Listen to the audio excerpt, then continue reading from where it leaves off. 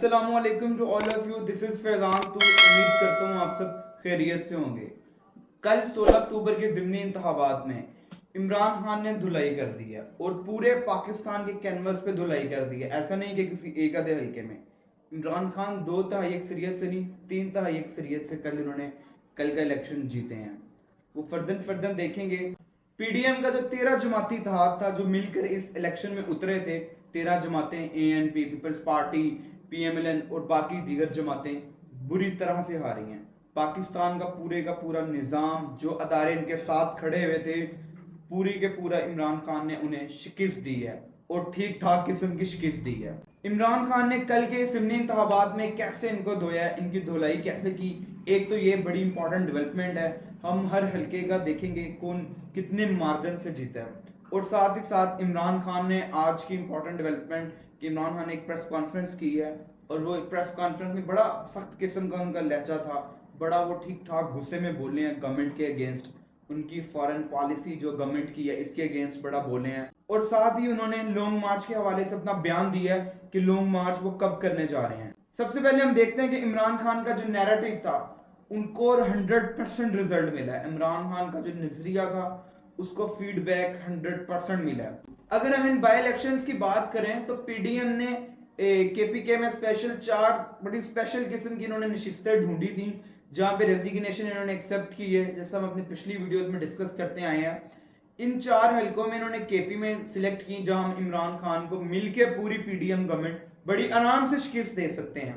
क्योंकि 2018 के इलेक्शन में का रिजल्ट देखें तो अगर इन सब पीडीएम की जमातों का वोट बैंक मिलाएं तो वो पीटीआई से 3 गुना ज्यादा था। तो इन्होंने ये बड़ी ढूंढ के सीट्स निकाली कि हम इमरान खान को आराम से इन हल्कों में शिकस्त दे सकते हैं। एक सीट पे तो ये अमन ईमान का बहाना करके निकल गए और 3 सीटों पे इलेक्शन हुआ। अगर हम बात करते हैं मर्दान की NA-22 की, वहां पे पीडीएम की तरफ से मौलाना कासिम खड़े हुए थे। अगर इस हल्के की बात करें तो 2018 में, पहले आपको मौलाना कासिम को बता दूं कि बड़े ही शानदार शख्सियत है, आलमी दीन है, और 2018 में इन्होंने अली मोहम्मद खान के अगेंस्ट इलेक्शन लड़ा था।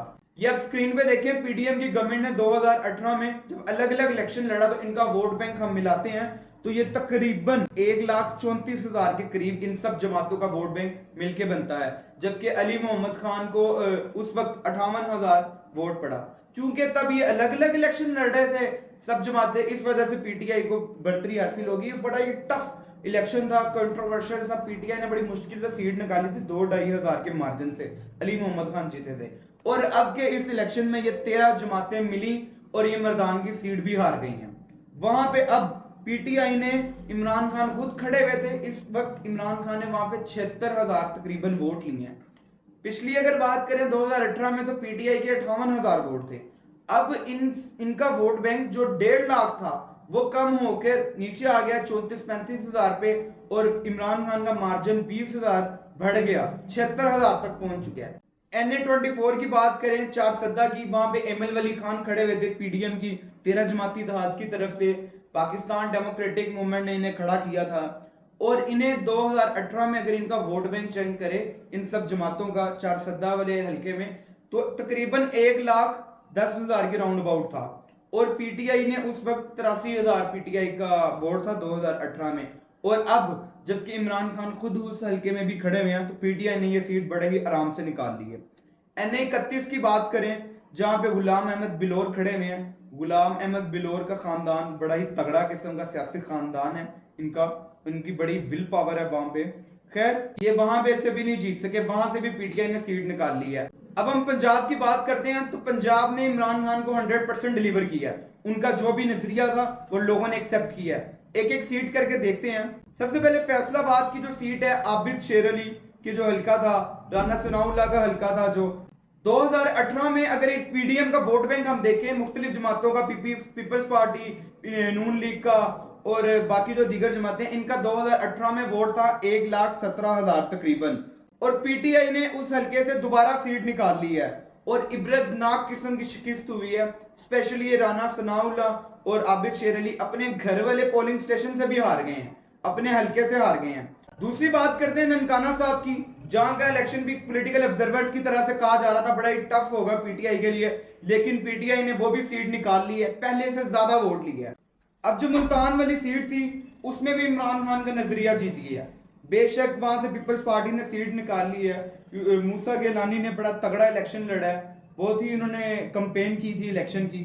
अब हमें डायनेस्टी पॉलिटिक्स का किसने बताया था, मरूसी सियासत का किसने बताया था? इमरान खान ने बताया था। ऐसा नहीं हो सकता कि आप अपने जलसों में बताएं कुछ और अवाम को और फिर आप टिकट उन्हीं को दे दें। अब महर बानो कुरैशी जो थी उनका इससे ज्यादा कोई तारुफ नहीं कि वो शाह महमूद कुरैशी की बेटी थी। इससे पहले जैन कुरैशी ने ये इलेक्शन लड़ा था, जो सीट उन्होंने छोड़ी जीत गए थे। जैन कुरैशी का किसी हद तक एफर्ट्स थी पीटीआई के लिए, लेकिन महर बानो कुरैशी बिल्कुल न्यू आई, उनका इससे ज्यादा कोई तारुफ नहीं कि वो शाह महमूद कुरैशी थी की बेटी थी। अब इमरान खान की तरफ से उन्हें टिकट दिलवाई गई, कोई प्रेशर था जो भी था, लेकिन पीटीआई के वोटर्स ने उन्हें रिजेक्ट कर दिया। इमरान खान को भी इससे झटका लगेगा कि पीटीआई का वोटर बेवकूफ नहीं है, उन्होंने आपने जो डायनेस्टी पॉलिटिक्स का बताया था उसके मुताबिक वोट अपना कास्ट किया। अब आते हैं जी कराची की तरफ। कराची में 2 हल्कों में इलेक्शन था, एक तो NA 37 में और एक NA 39 में, जहां पे पीडीएम की 13 जमाती इत्तेहाद ने मिलकर इलेक्शन लड़ा। एक साइड पे MQM का उम्मीदवार खड़ा हुआ था और एक साइड पीपल्स पार्टी का उम्मीदवार खड़ा हुआ था। ये हल्के वैसे आमने सामने थे, ज्यादा कहीं दूर नहीं थे। अगर हम NA 237 की बात करते हैं, जो मलीर वाली सीट थी, वहां पे तो प्रॉपर खुली धांधली भी है। स्पेशल ब्रांचेस के लोग, पुलिस के लोग गाड़ियां भर भर के यूथ को ला रहे हैं और वो जाके पूरी कॉपी पर ठप्पे लगा के अंदर डाल रहे हैं। पोलिंग स्टेशन पर जो धांधली थी वो खुलकर देखने को मिली है।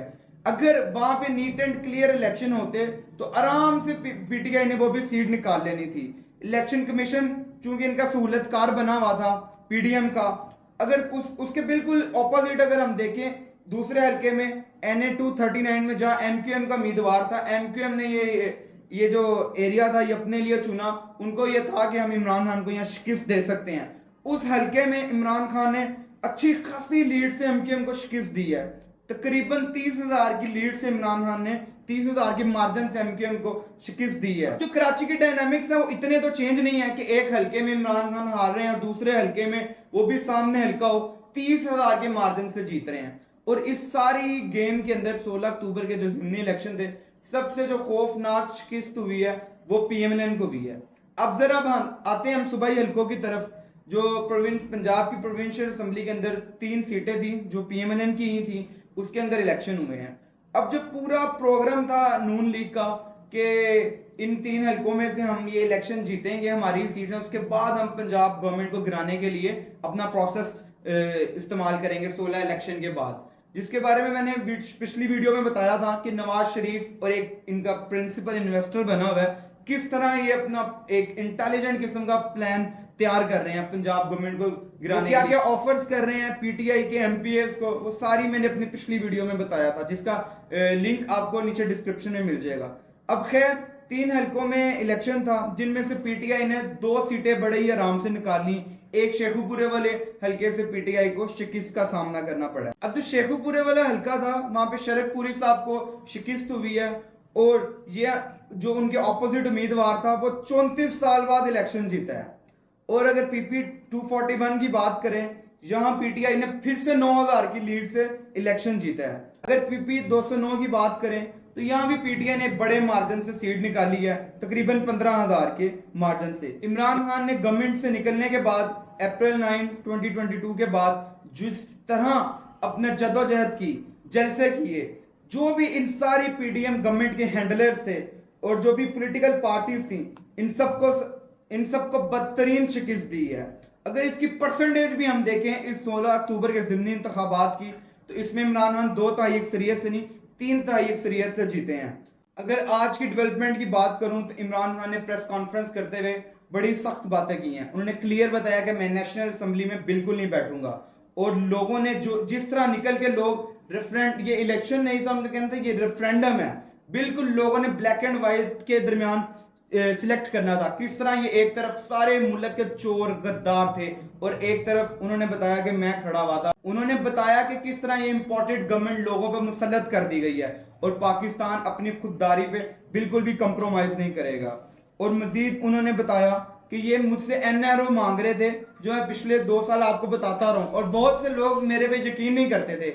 और वो आपने देखा, मुल्क की तहरीक में ऐसा नहीं हुआ, पूरी दुनिया की तहरीक में ऐसा नहीं हुआ कि डेमोक्रेसी के अंदर कोई पार्टी खुद गवर्नमेंट के अंदर आए और खुद को ही NRO दे दे। उन्होंने सहाफियों को बताया कि आप तब यकीन नहीं करते थे कि NRO ये मुझसे मांगते हैं, आज आपने देखा किस तरह ये गवर्नमेंट के अंदर आए हैं और ये मुझसे खुद ही इन्होंने NRO दे दिया। और मजीद इन्होंने बताया कि इनको कोई नुकसान नहीं है, मुल्क जिस भी मुआशी दलदल के अंदर जा रहा है इनको कोई नुकसान नहीं है।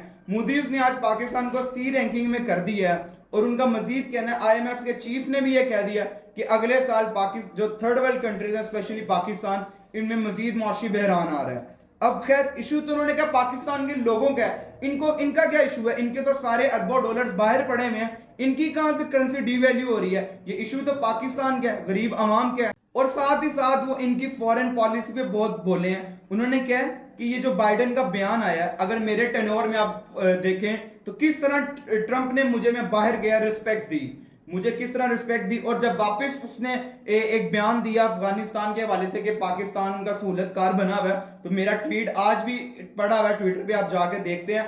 मैंने फिर भी उसे बड़े सख्त किस्म का जवाब दिया। और इनको देख लें, आज बाइडेन ने जो पाकिस्तान के खिलाफ बयान दिया तो इनकी आवाजें ही नहीं निकल रही। वो इस पे बोले, उन्होंने कहा ये इनकी फॉरेन पॉलिसी का फेलियर है, ये बाहर से दौरे करके आए हैं, इन्होंने कहा हमने बड़े ही कामयाब दौरे किए हैं और इनकी फॉरेन पॉलिसी का ये फेलियर बना। बिलावल भुट्टो जब से वजीर खारजा बने पाकिस्तान आते ही नहीं है, बाहर के दौरे करते हैं या पाकिस्तान आते हैं चक्कर लगा के चले जाते हैं। उन्होंने बताया ये किस कदर इनकी फॉरेन पॉलिसी का फेलियर बना हुआ है, ये किस किस्म की डिप्लोमेसी कर रहे हैं, इनकी क्या डिप्लोमेसी का फायदा। खैर उन्होंने बताया कि इसहाक डार अब अमेरिका गए हुए हैं, वो उन्होंने बाहर जाके क्लियर कह दिया जी आप हमारे कर्जों को रीशेड्यूल कर दें।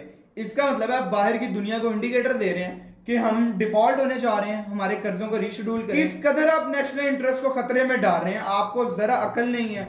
बहरहाल इमरान खान खुलकर बोले हैं और साथ ही साथ उन्होंने लॉन्ग मार्च के हवाले से बताया कि लॉन्ग मार्च के लिए कौम पूरी तैयार है। आपने ज़िमनी इंतखाबात में देख लिया कौम किस तरह आगे से ज्यादा इमरान खान को वोट पड़े हैं और ये वही हल्के थे जहां PDM ने सोचा कि इनको हम आसानी से हरा सकते हैं। लॉन्ग मार्च का उन्होंने कहा कि मैं अब मजीद इंतजार नहीं करूंगा, अक्टूबर के अंदर ही अंदर लॉन्ग मार्च की मैं कॉल दूंगा और अब मैं लॉन्ग मार्च में और अब मैं राना सनाउल्लाह को बताऊंगा किस तरह मैं, जिस तरह इन्होंने 25 मई को किया था, अब मैं वैसा बिल्कुल नहीं होने दूंगा।